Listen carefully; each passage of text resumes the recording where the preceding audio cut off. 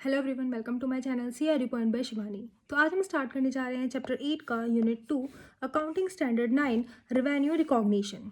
यहाँ पे रिकॉग्निशन मतलब होता है रिकॉर्ड करना।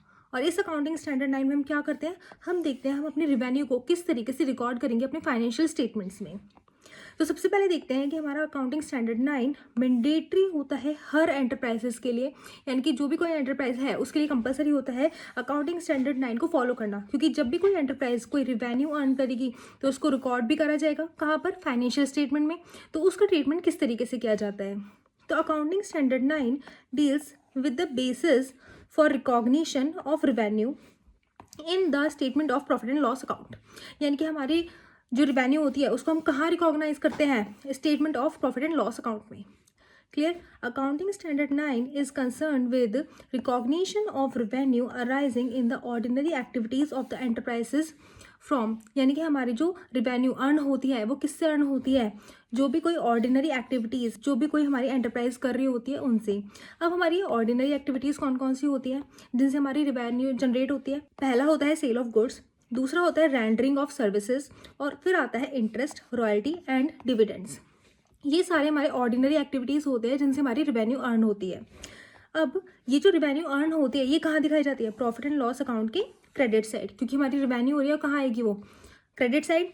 तो accounting standard 9 does not deal with, यानी कि अकाउंटिंग स्टैंडर्ड 9 किन चीज़ों से डील नहीं करता। कंस्ट्रक्शन कॉन्ट्रैक्ट, इसका खुद का अपना एक अकाउंटिंग स्टैंडर्ड है, ये इसके अकॉर्डिंग ट्रीट किया जाता है। हायर परचेज और लीज एग्रीमेंट्स, यानी कि अकाउंटिंग स्टैंडर्ड 19 के अकॉर्डिंग, और government grants accounting standard 12, insurance companies revenue. अब हम देखते हैं कि सेल ऑफ गुड्स क्या बताता है हमें यहाँ पर। अकाउंटिंग स्टैंडर्ड 9 के अकॉर्डिंग हमारा सेल ऑफ गुड्स क्या होता है, revenue from sale transaction should be recognise when the following conditions are met. यानी कि जब जब हमारी ये सारी कंडीशंस मेट होती हैं तो हम उसे क्या बोलते हैं, यहाँ पे हमारा सेल ऑफ गुड्स हुआ है। तो पहली कंडीशन क्या है हमारी, the seller of goods has transferred the property to the buyer. यानी कि जो सेलर होगा वो बायर को क्या करेगा, ट्रांसफर द प्रॉपर्टी, यानी कि ओनरशिप ट्रांसफर कर देगा वो बायर को। उसके बाद हम क्या मानेंगे कि यानी कि सेल ऑफ गुड्स हो चुका है। All significant risk and rewards of ownership have been transferred to buyers। यानी कि जब हमारा गुड्स एक सेलर से एक बायर के पास चला जाता है तो उसके जितनी भी रिस्क है या फिर जितने भी रिवॉर्ड्स हैं अब वो किसके हिस्से में आ जाएंगे, बायर के हिस्से में। यानी कि जब हमारी ओनरशिप ट्रांसफ़र हो जाती है किसको, बायर को, तो क्या होता है हमारे पास जितने भी उससे अगर कोई घाटा हो रहा है या कोई नुकसान हो रहा है तो वो कौन बियर करेगा, हमारा बायर। तो उसे हम क्या बोल देंगे, क्योंकि हमने सेल ऑफ गुड कर दिया और ट्रांसफ़र कर दिया उसका ओनरशिप बायर को, तो वो क्या हो जाएगा, सेल ऑफ गुड हो जाएगा। नेक्स्ट पॉइंट है, no significant uncertainty exist regarding the amount of consideration. यानी कि कोई अनसर्टेनिटी नहीं है अमाउंट मिलेगी या नहीं मिलेगी, तभी हम रिवेन्यू को रिकॉग्नाइज करेंगे, वरना नहीं करेंगे। इसमें क्या दे रखा है कि हमें पता है कि हम अब कोई भी ऐसा कोई इवेंट अकर नहीं होने वाला जिसकी वजह से हमारा कोई अमाउंट जो हमें कंसिडरेशन मिलने वाली थी वो रुक जाए, या फिर कोई ऐसी चीज़ नहीं होने वाली जिससे कोई ऐसी सिचुएशन अराइज हो जाए कि हमारी अमाउंट नहीं मिलने वाली। हमें कंफर्म है कि हमारी अमाउंट मिलेगी ही मिलेगी, तो हम क्या करेंगे, जब भी रिवेन्यू को रिकॉग्नाइज करेंगे, यानी कि जब हमें कंफर्म होगा कि हमें अमाउंट मिलनी ही वाली है तभी हम उस रिवेन्यू को रिकॉग्नाइज करेंगे, और जब भी उसे सेल माना जाएगा कि गुड्स का सेल हुआ है या नहीं। नेक्स्ट पॉइंट था हमारा कि अकाउंटिंग स्टैंडर्ड 9 क्या कंसिडर करता है, रेंडरिंग ऑफ सर्विसेज। अब रेंडरिंग ऑफ सर्विसेज क्या होता है, यानी कि जब हम किसी को अपनी सर्विस प्रोवाइड करते हैं, रेंडरिंग ऑफ सर्विस होता है दो पार्ट में, एक होता है प्रोपोर्शनेट कंप्लीशन मेथड और दूसरा होता है complete service contract method. Proportionate method में क्या होता है, हमने जितनी परसेंट अपनी सर्विस प्रोवाइड करी होती है हमें सिर्फ उतनी परसेंट ही रिवेन्यू मिलती है और हमें उतना ही रिकॉग्नाइज करना होता है। और कंप्लीट सर्विस कॉन्ट्रैक्ट में क्या होता है, जब सर्विस पूरी की पूरी रेंडर कर दी जाती है उसी के बाद हमें फुल अमाउंट उस सर्विस का मिलता है और उसे हम रिकॉग्नाइज करते हैं। अब हम पढ़ते हैं प्रोपोर्शनेट कंप्लीशन मेथड में लिखा गया है, revenue is recognise proportionately with degree of completion. यानी कि जितने परसेंट डिग्री ऑफ कंप्लीशन हमने किस में पढ़ा था, अकाउंटिंग स्टैंडर्ड 7 में, कंस्ट्रक्शन कॉन्ट्रैक्ट में, यानी कि जितने परसेंट काम हो जाता है सिर्फ उतनी परसेंट ही रिवेन्यू मिलेगी। ऐसे ही होता है अकाउंटिंग स्टैंडर्ड 9 में कि जितने परसेंट काम किया है सिर्फ उतनी परसेंट ही सर्विस का रेवेन्यू मिलेगा। हमने एग्जांपल दे रखा है 50% सर्विस प्रोवाइड की है तो 50% ही रेवेन्यू बुक किया जाएगा हमारे उसी फाइनेंशियल ईयर में। Next, completed service contract method. यहाँ पे क्या दे रखा है, revenue is recognised only when service is rendered completely. यानी कि जब सर्विस कम्प्लीटली रेंडर की जाती है उसके बाद ही उसका रेवेन्यू रिकॉग्नाइज किया जाता है। नेक्स्ट क्या आता है हमारा टर्म, इंटरेस्ट। इंटरेस्ट हमने देखा है हम किस चीज़ पर रिकॉर्ड करते हैं, revenue is recognise on time proportional basis, यानी कि जितने टाइम के लिए इन्वेस्टमेंट होल्ड किए उतना ही इंटरेस्ट मिलेगा। इसका एग्जांपल हमने दे रखा है यहाँ पे, हमारा ये एक फाइनेंशियल ईयर है, अब हमने यहाँ पे 10% इन्वेस्टमेंट ले रखी थी, होल्ड कर रखी थी 12 लाख रुपए की। अब ये जब हमारा फाइनेंशियल ईयर एंड होता है उसके टाइम पे हमने 9 मंथ्स उस इन्वेस्टमेंट को होल्ड करके रखा, तो अब हमें क्या पता चल जाएगा कि हमारा इंटरेस्ट कितना आ रहा है, हम कितना कैलकुलेट करेंगे। जब हमने इतने पीरियड के लिए यानी कि 9 मंथ्स के लिए उस इन्वेस्टमेंट को होल्ड कर रखा है, तो हम इंटरेस्ट भी उस पर सिर्फ और सिर्फ 9 मंथ्स का लगाएंगे। हमने क्या देखा अभी, इंटरेस्ट किस बेसिस पे कैलकुलेट किया जाता है, टाइम प्रोपोर्शनल बेसिस पे। तो हमने यहाँ क्या करा, 12 लाख का 10% निकाला, कितने टाइम पीरियड के लिए, 9 मंथ्स के लिए, तो वो कितना आ जाएगा, 90,000। अब जब हमारे फाइनेंशियल ईयर रिकॉर्ड होता है, इन्वेस्टमेंट की इंटरेस्ट अमाउंट हमें अभी तक मिली नहीं है, लेकिन हम क्या करते हैं उसे एक्रूड इंटरेस्ट के नाम से शो कर देते हैं अपने फाइनेंशियल स्टेटमेंट में। क्यों? क्योंकि हमें पता रहता है कि इंटरेस्ट की जब अमाउंट रिसीव होने वाली होगी, एक फिक्स परसेंटेज दे रखा होता है और इंटरेस्ट हमें साल के लास्ट में मिलता ही मिलता है, तो हम क्या करेंगे, उसे एक्रूड इंटरेस्ट के नाम पर दिखा देंगे वैल्यू कैलकुलेट करके। नेक्स्ट आता है हमारा वर्ड रॉयल्टीज़। रॉयल्टीज़ क्या होता है, charges for use of such assets like know how, patents, trademarks और कॉपीराइट्स। यानी कि हम अगर किसी भी एसेट का यूज़ ले रहे हैं किसी भी टाइम पीरियड के लिए, तो वो क्या हो जाएगा, रॉयल्टीज़। जैसे कि नो हाउ हो गया, पेटेंट्स हो गया, ट्रेडमार्क्स हो गया, या फिर कॉपीराइट्स हो गया। और इसकी जो इनकम आती है, हमारी जो रेवेन्यू जनरेट होती है रॉयल्टी से, is recognise on accrual basis in accordance with the terms of agreement. यानी कि जिस टाइप से भी हमारा टर्म्स ऑफ एग्रीमेंट होगा, हम क्या करेंगे, जितनी भी हमारी रेवेन्यू जनरेट होगी हम उसे एक्रूअल बेसिस पे अपनी फाइनेंशियल स्टेटमेंट में शो कर देंगे। नेक्स्ट क्या आता है हमारा डिविडेंड्स। डिविडेंड टाइम बेसिस पे रिकॉर्ड नहीं होता।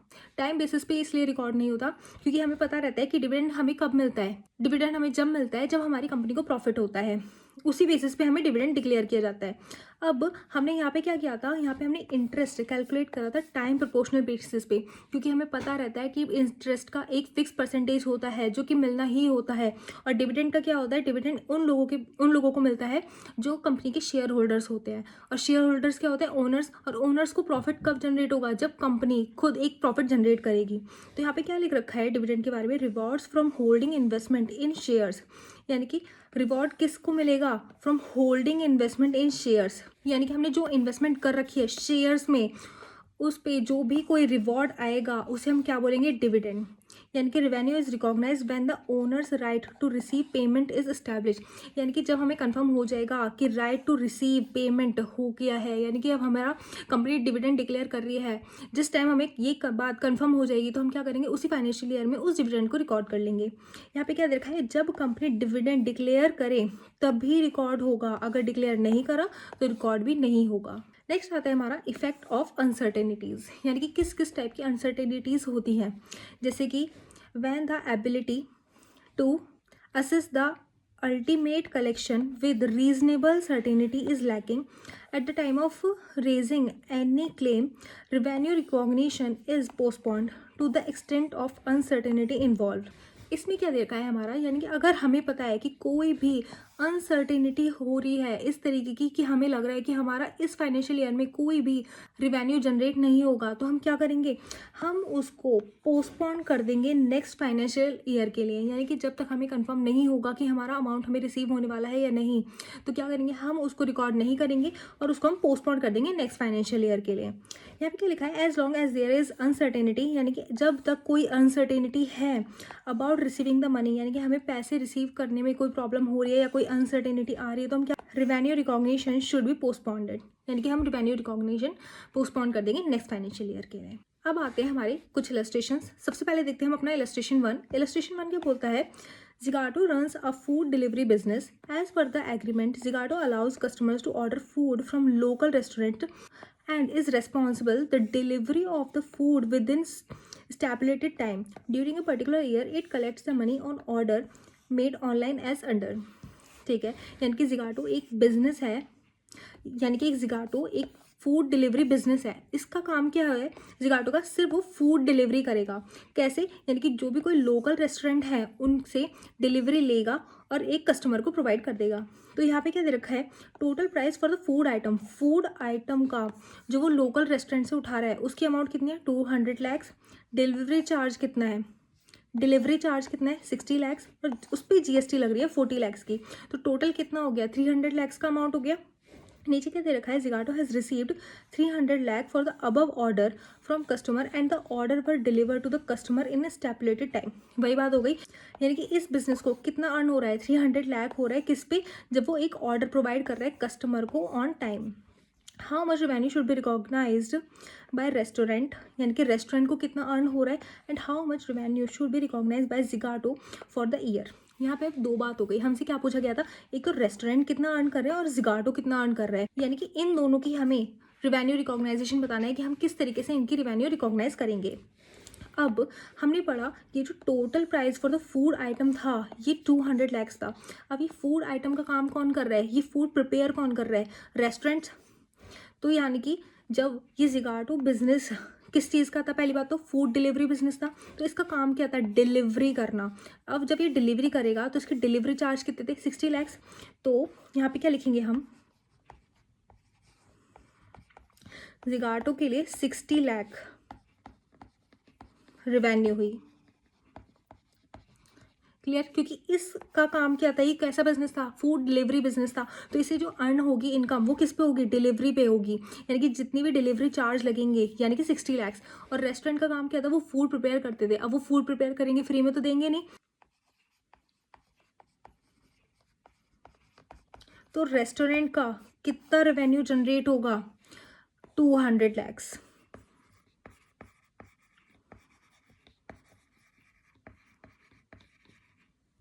क्लियर। अब यहाँ पे हमने क्या देखा कि हमसे क्या पूछा था, रिकॉग्नाइज करना है कि हमें रेस्टोरेंट का और जिगाटो का फॉर द ईयर कितना रेवेन्यू जनरेट होगा। तो जिगाटो क्या काम करता था, डिलीवरी का, तो हमने उसकी डिलीवरी के अमाउंट जोड़ दी, और रेस्टोरेंट क्या प्रोवाइड करता था, फूड प्रोवाइड करता था। तो ये अमाउंट जो 200 lakhs है वो रेस्टोरेंट की इनकम हो जाएगी। अब यहाँ पे एक पॉइंट और दे रखा था, जीएसटी की अमाउंट थी 40 लाख रुपीज़। तो जीएसटी कभी भी हमारी रेवेन्यू में इंक्लूड नहीं होता है, उसका हम क्या अलग ट्रीटमेंट करेंगे कि ये जीएसटी टैक्स किसको जाएगा, गवर्नमेंट को जाएगा। क्लियर। Illustration 1 complete. नेक्स्ट आते हैं अब हम इलस्ट्रेशन 2 पे। इलस्ट्रेशन 2 क्या बोलता है, A B sells good to C D on 1 March 2001.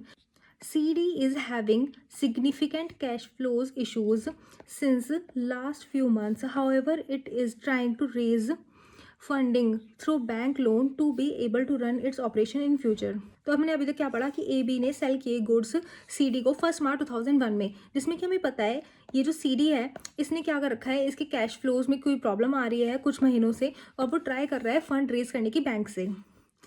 अब on 5 May 2001 CD is able to seek the funding and expected to be able to pay for the goods in future. अब हमने देखा कि 5 मई को 2001 को CD ने क्या decide किया कि वो फ्यूचर में हमारे गुड्स की, यानी कि AB ने जो गुड्स सेल किए थे उनको रीपे कर सकते हैं।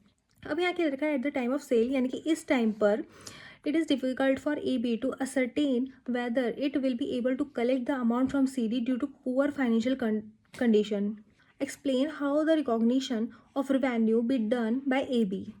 अब यहाँ पे क्या दे रखा था, सेल के टाइम पे AB को डाउट था कि वो कलेक्ट कर पाएगा अमाउंट CD से या नहीं, क्योंकि उस टाइम CD की बहुत ही बेकार फाइनेंशियल कंडीशन चल रही थी। लेकिन क्या हुआ, ऑन 5 May 2001 को उसके पास फंड प्रोवाइड हो गए, जिसकी वजह से हमें लगता है कि अब AB को CD सारे अमाउंट रिटर्न कर देगा। तो अब हम यहाँ पे क्या लिखेंगे, अब हम 5 मई 2001 को क्या देखेंगे कि अब हमें कंफर्मेशन मिल रहा है कि हमारे जितने भी सेल करी गई गुड्स थी उनकी वैल्यू हमें वापस मिल जाएगी, यानी कि AB को जो रेवेन्यू रिकॉग्नाइज होगा वो कब करेगा, 5 May 2001 में, यानी कि revenue recognition by AB is on 5 May 2001.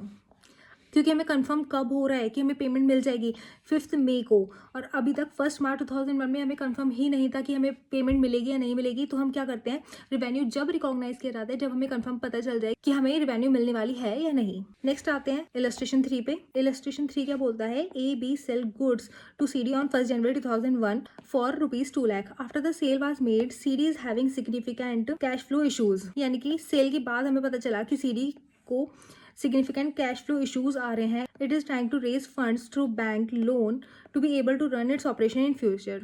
यानी कि वो कोशिश कर रहा है बैंक से लोन लेने का कि जिससे वो अपने बिजनेस को रन कर सके। However it is unable to do so and has gone under liquidation on 15 मार्च 2001। यानी कि बिजनेस बंद हो गया, लिक्विडेशन हो गया। कब हुआ, 15 मार्च 2001 में। At the time of sale there was no reason for AB to believe that it will not be able to collect the amount from CD in future। यहाँ पे क्या दे रखा है कि there was no reason for AB to believe that it will be not be able to collect the amount from CD in future।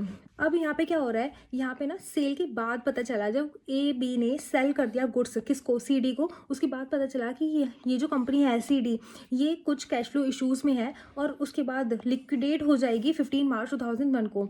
ये AB को बिल्कुल भी आइडिया नहीं था सेल करते टाइम। तो अब क्या होगा, जब तक हमें ये बात नहीं पता थी कि वो लिक्विडेट हो गई, हमें आइडिया था कि हमें पेमेंट रिसीव हो जाएगी और हमारी सेल कब हुई थी, गुड्स की 1 जनवरी 2001 को।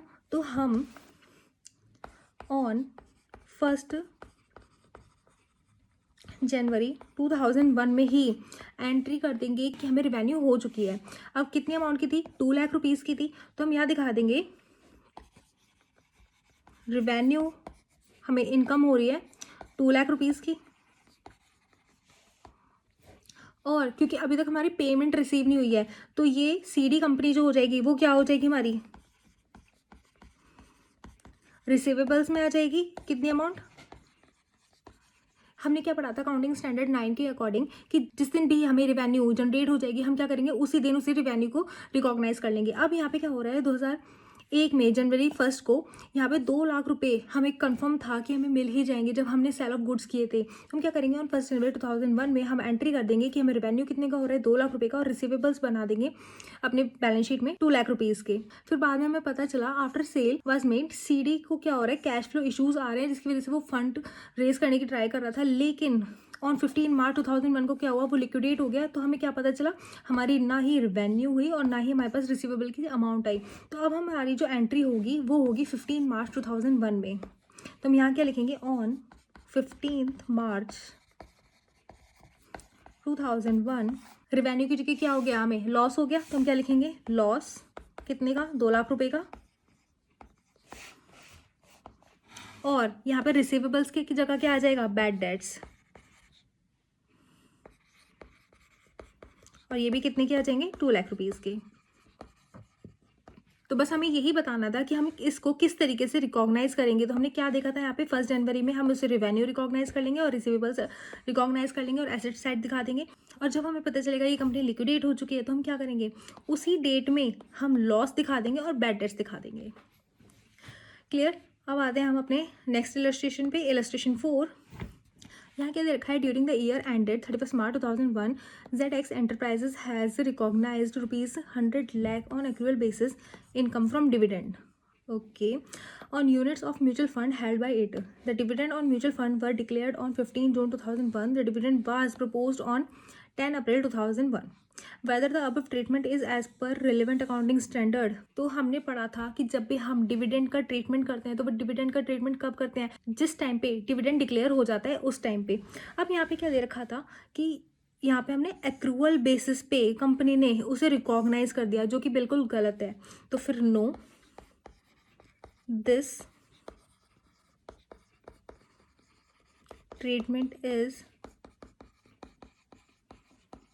इनकरेक्ट। सबसे पहली बात हमने क्या बताया कि ये ट्रीटमेंट जो करा गया है अकाउंटिंग स्टैंडर्ड 9 के अकॉर्डिंग ये गलत ट्रीटमेंट है, क्योंकि डिविडेंड कभी भी एक्रूअल बेसिस पे रिकॉग्नाइज ही नहीं किया जाता है। तो अब हम यहाँ पे लिखेंगे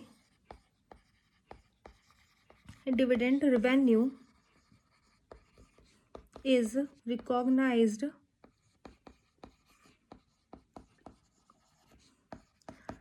eight the time of payment. और इस क्वेश्चन में पेमेंट कौन सी डेट को हो रही है, 15 जून 2001।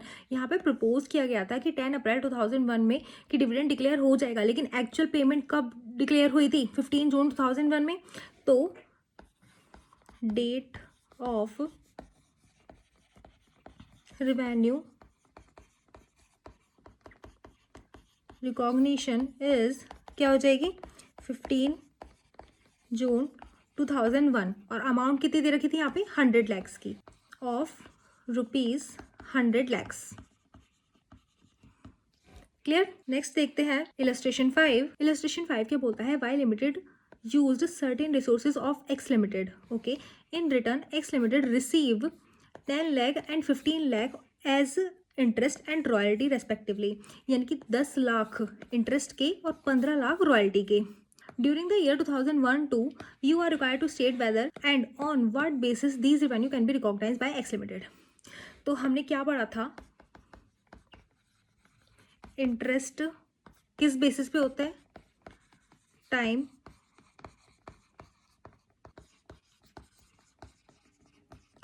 प्रोपोर्शन बेसिस, और रॉयल्टीज एक्रूअल बेसिस। अब इस क्वेश्चन में क्या दे रखा था कि 10 लाख इंटरेस्ट के और 15 लाख रॉयल्टी के हमें रिसीव हो गए। अब रिसीव हो गए किस में, ड्यूरिंग द फाइनेंशियल ईयर 2001 और 2002। तो ये हम जभी की जभी रिकॉग्नाइज कर देंगे क्योंकि हमें रिसीव हो चुके हैं। तो हम यहाँ पे क्या लिखेंगे, इंटरेस्ट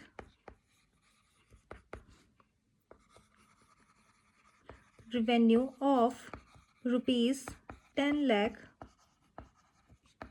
इज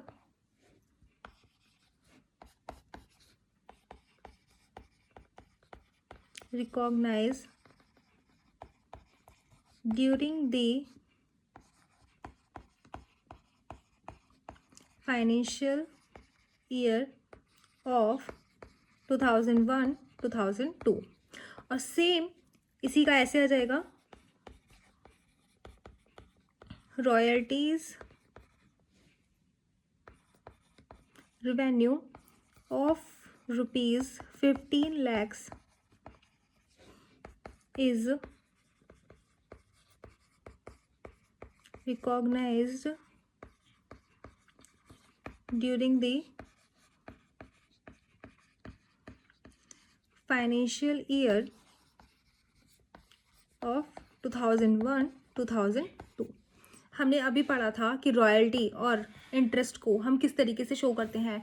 हमारा इंटरेस्ट टाइम बेसिस पे शो होता है और रॉयल्टी शो होती है एक्रूअल बेसिस पे। और यहाँ पे हमने क्या देखा, डायरेक्ट दे रखा है कि रिसीव हो चुके हैं हमें 10 लाख रुपीज़ और 15 लाख रुपीज़ किसके, इंटरेस्ट और रॉयल्टी के। तो हम क्या करेंगे, जिस ईयर ये रिसीव हुए हैं हम उसी ईयर से रिकॉग्नाइज कर लेंगे। नेक्स्ट आता है हमारा illustration 6। The board of directors decided on 31st March 2002 to increase the sale price of certain items retrospectively from 1st January 2002। यानी कि 3 महीने पहले से ही हम क्या करेंगे, उसके सेल प्राइस को बढ़ा देंगे। In view of this price revision with effect from 1st January 2002 the company has to receive 15 lakh from its customer in respect of sale made from 1st January 2002 to 31st March 2002। Okay. Accountant cannot make up his mind whether to include 15 lakh rupees in the sales for 2001 and 2 advice। अब company का ये कहना है कि 31st मार्च को उन्होंने decide किया कि जितनी भी हमने सेल करी है 1st जनवरी से 31st मार्च तक के बीच में हम क्या करेंगे, उसकी प्राइस बढ़ा देंगे। कितने से बढ़ा देंगे, अमाउंट से 15 लाख रुपीज़ से। अब हमारा अकाउंटेंट हमसे पूछता है कि हमें 15 लाख रुपीज़ इस फाइनेंशियल ईयर में इंक्लूड करने चाहिए या नहीं करने चाहिए। तो इसके हम 2 केसेस बना सकते हैं। पहला केस क्या होगा, अगर ultimate amount of rupees 15 lakh is received from the customers before 31st March 2002। तो हम क्या करेंगे, रेवेन्यू को रिकॉग्नाइज यानी कि अगर ये 15 लाख की अमाउंट फुल रिसीव हो जाती है 31 मार्च से पहले, तो हम क्या करेंगे, इस फाइनेंशियल ईयर में इसे रिकॉर्ड कर लेंगे, यानी कि इसे रिकॉग्नाइज कर लेंगे अगर हमें फुल अमाउंट रिसीव हो गई। बट अगर हमें ये अमाउंट फुल रिसीव नहीं हुई तो हम क्या करेंगे, हम इसको नेक्स्ट फाइनेंशियल ईयर में रिकॉग्नाइज करेंगे। क्लियर? तो इसके लिए क्या लिखेंगे, if ultimate collection of ₹15 lakh is not received from customer till 31st March 2001, then revenue recognition is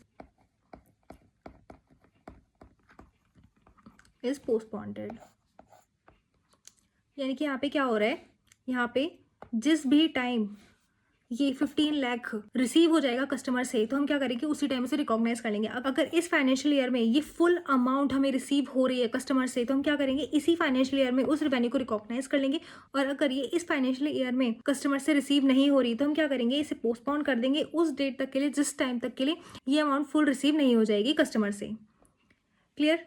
तो हमें क्या देखना था यहाँ पे कि जिस टाइम अमाउंट रिसीव होगी हमें उसी टाइम उसे रिकॉग्नाइज करना पड़ेगा। अगर वो इस फाइनेंशियल ईयर में नहीं हो रही है तो हम क्या करेंगे, उसे नेक्स्ट फाइनेंशियल ईयर के लिए पोस्टपोन कर देंगे।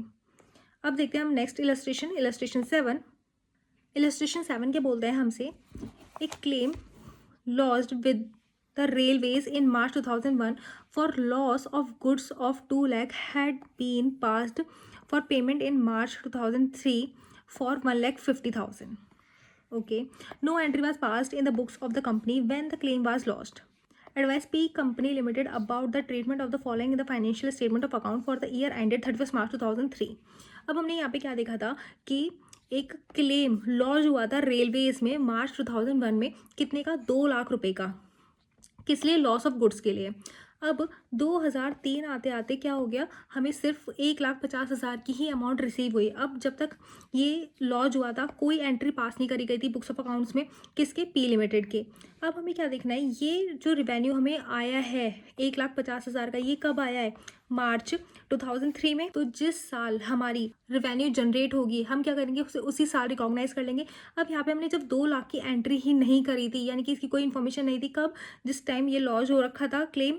तो अब हम क्या करेंगे, अब हमें जितना भी अमाउंट रिसीव हुआ है हम सिर्फ उसे ही रिकॉग्नाइज कर लेंगे, कब, 31 मार्च 2003 में।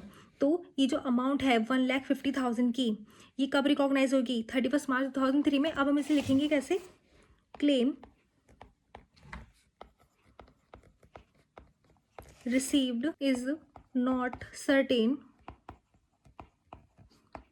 in March 2001। यानी कि जिस टाइम ये क्लेम करा गया था रेलवेज पर कि लॉस ऑफ गुड्स हुआ है, वो भी कितने का, 2 लाख रुपए का, उस टाइम क्या था, कोई भी हमें क्लेम रिसीव नहीं हुआ था, इसलिए हमने कोई एंट्री नहीं करी थी, यानी कि 2001 में कुछ भी नहीं होगा। तो revenue of ₹1,50,000 is generated in 31st March 2003.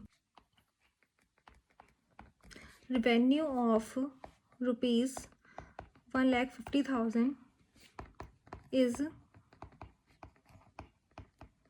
recognized on 31st March 2003। Clear? जिस साल रेवेन्यू जनरेट हुई उसी साल हमने उसे क्या करा, रिकॉग्नाइज कर लिया। नेक्स्ट अब आता है हमारा यहाँ पे MCQ 4।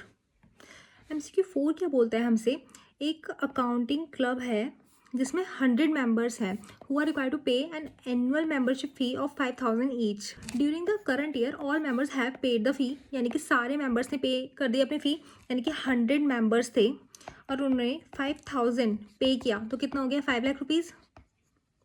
क्लियर? अब यहाँ पे क्या दे रखा है कि 5 मेंबर थे जिन्होंने अमाउंट पे करी 10,000 ईच, जिसमें से 3 मेंबरों ने क्या करा, करंट ईयर की फ़ी पे करी और प्रीवियस ईयर की भी ड्यूज़ क्लियर करे अपने।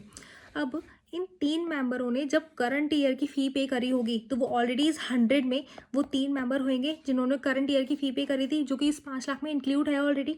अब जो उन्होंने प्रीवियस ईयर की फ़ी पे करी है, यानी कि 3 मेंबर, प्रीवियस ईयर भी हमारा 5000 ही रहा होगा अमाउंट, यानी कि 15,000 जो पे करा गया है ये अमाउंट, ये कब का है? प्रीवियस ईयर का।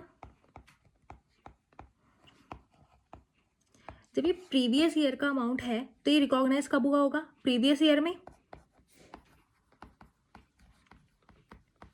अब जब ये पहले ही रिकॉग्नाइज हो चुका है तो हम इस फाइनेंशियल ईयर में तो इसे रिकॉग्नाइज करने से रहे, तो हमें क्या देखना था कि इन 3 मेंबर्स का कोई ट्रीटमेंट नहीं होने वाला, क्योंकि इस साल की जो करंट ईयर की फ़ी पे करी थी इन्होंने वो ऑलरेडी इसमें इंक्लूड है, और जो प्रीवियस ईयर वाली ड्यूज थे उन्होंने जो क्लियर करे थे वो पिछले साल ही रिकॉग्नाइज हो गए, यानी कि इसका कोई ट्रीटमेंट नहीं होना। अब यहाँ क्या देखा है? Remaining 2 members have paid next year fee of 5,000 in advance. अब इन 2 मेंबर्स ने क्या करा? 5,000 फीस एडवांस में दी थी। अब ये जो एडवांस मनी हमें रिसीव हुई है ये कब की है? नेक्स्ट ईयर की। अब हमें इसे रिकॉग्नाइज कब करना होगा? नेक्स्ट ईयर में। अब ये भी जब नेक्स्ट ईयर में हो जाएगी तो इस साल हम कौन सी अमाउंट रिकॉग्नाइज करने वाले हैं? इन 100 मेंबर्स की जिन्होंने अपनी एनुअल फ़ी दी है 5 lakh rupees.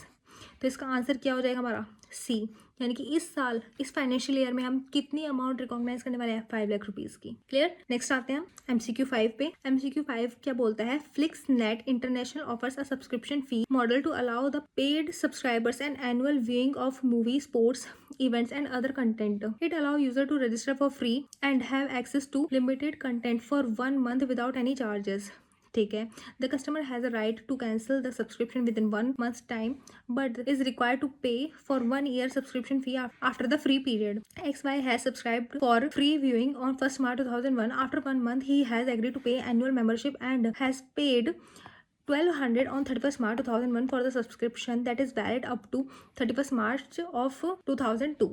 Revenue that can be recognized by FlixNet for the year 31st March 2002 is, यानी कि ये हमारा वैलिड कब तक है? 31st March 2002, यानी कि जो होल ईयर कैरी करा गया है इस सब्सक्रिप्शन का वो कौन सा ईयर होने वाला है? 1 April 2001 से 31 March 2002 का, यानी कि हमारा फाइनेंशियल ईयर ये वाला कितनी अमाउंट हमने पे करी थी? 1,200। तो इसका सिंपल सा आंसर है कि हम कौन सी रिवेन्यू रिकॉग्नाइज करेंगे 2002 में? 1,200 की। क्लियर। नेक्स्ट आते हैं क्वेश्चन 6 पे। क्वेश्चन 6 क्या बोलता है हमसे? GH manufactures and sales televisions. The televisions are shipped to the customer by sea in order to transfer risk related to the shipment of the television. GH also gets an insurance coverage for the goods while they are in transit from the factory to the customer's location. यानी कि GH ने क्या करा? किसी customer को television cell किए, लेकिन जिस टाइम वो शिफ्ट करे गए थे तो उसने रिस्क से बचने के लिए क्या करा? इंश्योरेंस ले लिया। और कब तक का इंश्योरेंस लिया? जब तक वो कस्टमर की लोकेशन तक नहीं पहुंच जाते। तो अभी तक यानी कि ओनरशिप किसके पास है? GH के पास है। क्यों? क्योंकि वो जो रिस्क होने वाला है वो कौन बियर करने वाला है? अभी GH। The insurance policy will reimburse GH for the value of goods in the event of loss और damage arising any time up to the goods reaching customers location. यानी कि अगर कस्टमर की लोकेशन तक पहुंचने से पहले कोई भी रिस्क अराइज हो रहा है तो क्या हो जाएगा? उसका सारा पैसा रीइम्बर्स हो जाएगा इंश्योरेंस पॉलिसी के जरिए। The legal title passes when the goods arrive at the customers premises on 1 month। यानी कि जितने भी हमारी गुड्स हैं उनका टाइटल कब चेंज होगा, यानी कि ओनरशिप कब चेंज होगी GH से कस्टमर की? जब वो उसके पास पहुंच जाएंगे, यानी कि 1 महीने बाद। तो यहाँ पे क्या दे रखा है? When should entity GH recognise revenue in its book. यानी कि GH कब रिकॉग्नाइज करेगा उस रेवेन्यू को अपने बुक्स में? सीधी सी बात है, जब कस्टमर के पास वो चीज़ पहुँच जाएगी, यानी कि ओनरशिप ट्रांसफर हो जाएगी। जब भी हम क्या मानेंगे? सेल ऑफ गुड्स हुआ है, तो यानी कि GH कब रिकॉग्नाइज करेगा? After 1 month when ownership of goods transferred to the customer। Clear. जिस टाइम कस्टमर के पास गुड्स आ जाएंगे या फिर वो ओनरशिप ट्रांसफर हो जाएगी कस्टमर के पास, उसी टाइम हम क्या करेंगे? रेवेन्यू को रिकॉग्नाइज कर लेंगे। नेक्स्ट आता है हमारा क्वेश्चन नंबर 7। क्वेश्चन नंबर 7 का बोला है द फॉलोइंग इन्फॉर्मेशन ऑफ मेघना limited is provided. Goods of 60,000 were sold on 20 March 2002, but at the request of the buyer these were delivered on 10 April 2002. तो लास्ट में हमसे क्या पूछा, you are required to advise the accountant of मेघना limited with valid reasons the amount to be recognized as revenue in above cases in the context of accounting standard 9. हमें बताना है कि इन केसेस में हम कितनी अमाउंट रिकॉग्नाइज करेंगे as revenue. तो सबसे पहले वाले केस में हमने देखा था कि गुड्स सोल्ड कर दिए गए थे कब, 20 मार्च 2002 को. लेकिन जिस टाइम हम अपनी गुड्स सोल्ड कर देते हैं उसी टाइम हम उसे सेल कंसिडर कर देते हैं, और ये जो 60,000 है हम इसे इसी टाइम पर रिकॉग्नाइज कर लेंगे. तो पहले वाले पॉइंट में हमारा जो आंसर होने वाला है कि हम रेवेन्यू को रिकॉग्नाइज कब करेंगे और कितने अमाउंट से करेंगे, तो वो होगा कि 60,000 की अमाउंट से करेंगे. और कब करेंगे, 20 मार्च 2002 को. कस्टमर के कहने पे ही तो हमने उसको डिलीवरी इतने टाइम पे किया है, लेकिन सेल कब हुई थी हमारी, इस डेट पे. तो जिस डेट पे सेल हुई थी हम उसी डेट पे उसको रिकॉग्नाइज कर लेंगे उतने ही अमाउंट से. नेक्स्ट पॉइंट क्या बोलते हैं हमसे, on 15 January 2002 goods of 1,50,000 were sent on consignment basis, of which 20% of the goods unsold are lying with the consignee as on 31st March 2002 की. अब हम क्या करेंगे, जब 31 मार्च 2002 के टाइम पर 20% ऑफ गुड्स अभी तक हमारे पास हैं, तो जब भी कंसाइनमेंट की बात आती है तो हम क्या करते हैं, जितने परसेंट गुड्स हमारे पास रह गया होता है हम उसकी रेवेन्यू रिकॉग्नाइज नहीं करते, और जितना हमने सेंड कर दिया कंसाइनमेंट बेसिस पे हम सिर्फ उतनी ही अमाउंट को रिकॉग्नाइज करेंगे उस डेट तक. तो सेकेंड पॉइंट में क्या दे रखा था हमें यहाँ पे कि 1,50,000 है और कितने परसेंट अभी हमारे पास है, तो 20% की जो हमारी इनकम होने वाली है हम उसे रिकॉग्नाइज नहीं करेंगे. हम क्या करेंगे, सिर्फ 80% की अमाउंट रेवेन्यू ही हम क्या करेंगे, उसे रिकॉग्नाइज कर लेंगे अपने फाइनेंशियल स्टेटमेंट में. किस डेट पर, 31 मार्च 2002 तक के. तो 1,50,000 का 80% कितना हो जाएगा, 1,20,000. ये अमाउंट रिकॉग्नाइज करी जाएगी इस डेट में. क्लियर. नेक्स्ट क्या आता है हमारा, 1,20,000 worth of goods were sold on approval basis on 1st December 2001. The period of approval was 3 months after which they were considered sold. यानी कि 1,20,000 के गुड्स थे, हमने सोल्ड कर दिया अप्रूवल बेसिस पे 1 दिसंबर को, कि 3 महीने बाद अगर कोई भी रिप्लाई नहीं आता तो हम मान लेंगे कि हमने इसे सेल कर दिया. Buyer send approval for 75% goods up to 31 January 2002 को, यानी कि 75% गुड्स का अप्रूवल आ चुका है कि ये सेल हो चुके हैं, एंड नो अप्रूवल और disapproval received for the remaining goods till 31 March 2002. यहाँ पे जब हमारी फाइनेंशियल स्टेटमेंट क्लोज हो रही है 31 मार्च को 2002 को, जब तक हमारे पास बाकी के बचे हुए 25% गुड्स का अप्रूवल नहीं आया अभी तक, तो हम क्या करेंगे, उसको हम अभी रिकॉग्नाइज नहीं करेंगे. कब तक नहीं करेंगे, 31 मार्च 2002 तक. and no approval or disapproval received for the remaining goods till 31st March 2002. तो सबसे पहले हम क्या करेंगे, जितना हमें अप्रूवल मिला है 75% का, कब मिला था, 31 जनवरी 2002 को, तो हम क्या करेंगे, इस डेट में रिकॉग्नाइज कर लेंगे 75% को. यानी कि 31 जनवरी 2002 में कितनी अमाउंट का रेवेन्यू हम रिकॉग्नाइज करने वाले हैं, 1,20,000 का 75% जो कि हो जाएगा 90,000. ये हमें अप्रूवल मिल गया, ये सेल हो गई और हमने इसे रेवेन्यू रिकॉग्नाइज कर लिया इस डेट में. अब हमें क्या दे रखा था कि 3 महीने तक का अप्रूवल है. अगर 3 महीने के अंदर हमारे पास कोई भी रिप्लाई नहीं आता तो हम क्या मान लेंगे, उसे सेल मान लेंगे और उस रेवेन्यू को हम रिकॉग्नाइज कर लेंगे. अब 1 दिसंबर 2001 के बाद 3 महीने कब हो जाएंगे, 1 मार्च 2002 में. यानी कि अब 1 मार्च 2002 तक भी हमारे पास कोई भी अप्रूवल नहीं आया था या फिर कोई भी डिसअप्रूवल भी नहीं आया था, तो बाकी का जो बचा हुआ 25% है 1,20,000 का, हम उसे भी अपनी इनकम मान लेंगे और उसको भी रिकॉग्नाइज कर लेंगे.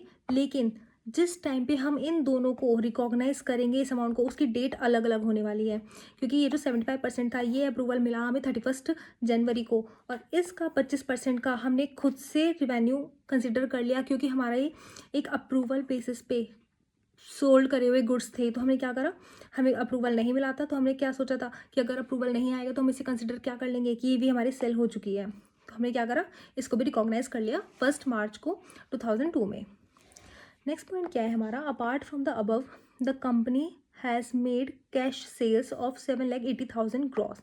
ट्रेड डिस्काउंट 5% अलाउ करा गया था कैश सेल्स पे. तो ये याद रखने वाली बात है, जब भी हम अपनी रेवेन्यू रिकॉग्नाइज करते हैं तो हम कभी भी ट्रेड डिस्काउंट को कंसिडर नहीं करते। हमेशा हमारी रेवेन्यू जो होती है वो ट्रेड डिस्काउंट को हटा के होती है। तो इस क्वेश्चन में हमारी अमाउंट क्या होने वाली है, 7,80,000 माइनस 5%। अब इसको माइनस कर देंगे तो हमारी अमाउंट आएगी 741,000। और ये अमाउंट हम कब रिकॉग्नाइज करेंगे, जिस टाइम पे ये कैश सेल्स हुई थी, यानी कि हमें कैश रिसीव हुआ था, उस टाइम पे हम इसे रिकॉग्नाइज कर लेंगे। इसी के साथ हमारा क्वेश्चन नंबर 7 भी कंप्लीट होता है। अब आते हैं हम अपने लास्ट क्वेश्चन पे, question number 8। For the year ended 31 March 2001, KY enterprises has entered into the following transactions. ठीक है, on 31 March 2001, KY supplied 2 machinery to its customer ST। Both machines were accepted by ST on 31 March 2001। यानी कि KY ने supply करी 2 machinery, किसे, ST उसका customer था, और दोनों मशीनरी एक्सेप्ट कर ली गई 31 मार्च 2001 में। Machinery 1 was a machine that was routinely supplied by KY to many customer। यानी कि मशीन 1 जो होती है वो रूटीनली सप्लाई करी जाती है KY से, ठीक है, many customers. And the installation process was very easy. ठीक है, machinery 1 was installed on 2 April 2001 by ST employees. मतलब ST के जितने भी एम्प्लॉयज़ थे उन्होंने वो मशीनरी 2 अप्रैल को खुद ही इंस्टॉल कर ली। Okay, machine 2 being more specialized in nature requires an installation process which is more complicated, requiring significant assistance from KY। मतलब जब मशीन 2 हमें इंस्टॉल करनी थी तो हमें KY की असिस्टेंस की ज़रूरत थी, उसकी बेसिस पे ही वो मशीन इंस्टॉल होनी थी। Machine 2 was installed between 2 and 5 April 2001। Detail of the cost and sale price are as follow. अब हमें क्या दे रखा है, मशीन 1 की और मशीन 2 की सेल प्राइस दे रखी है, कॉस्ट दे रखी है और इंस्टॉलेशन फ़ी दे रखी है। मशीन 1 की इंस्टॉलेशन फ़ी किस लिए नहीं लाई, क्योंकि जो ST के एम्प्लॉयज़ थे उन्होंने वो खुद ही इंस्टॉल कर ली थी, और मशीन 2 को इंस्टॉल करने में हमें ज़रूरत थी KY के असिस्टेंस की, इसलिए इंस्टॉलेशन फ़ी यहाँ पे आ रही है 10,000 रुपीज़। हाउ शुड अब transaction be recognise by KY enterprises for the year ended 31 March 2001। तो सबसे पहले हम देखेंगे मशीन 1 के लिए, इसकी सेल प्राइस कितनी थी, 3,20,000, और कॉस्ट कितनी थी इसकी, 1,60,000। अगर सेल प्राइस में से कॉस्ट माइनस कर देंगे तो हमारे पास क्या आ जाएगा, प्रॉफिट।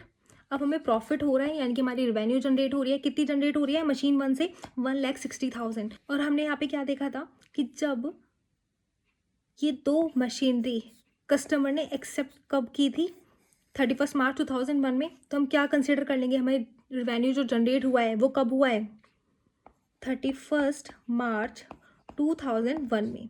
तो इस दिन हम क्या करेंगे, रेवेन्यू रिकॉग्नाइज, इसी दिन रेवेन्यू रिकॉग्नाइज कर दी जाएगी। अब बात करते हैं हम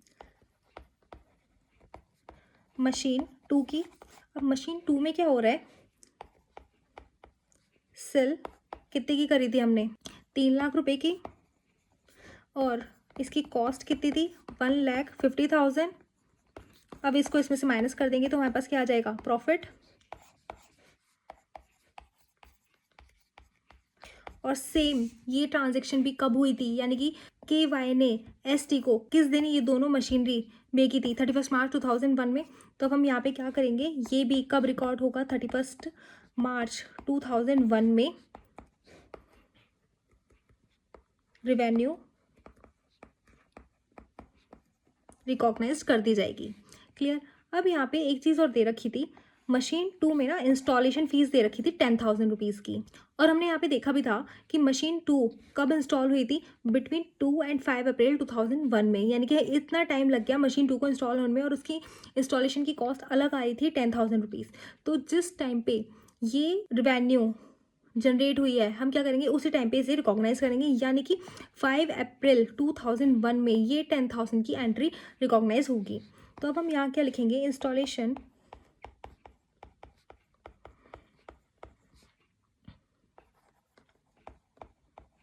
amount of rupees 10,000 is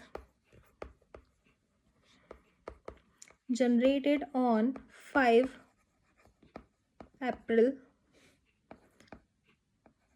2001 is also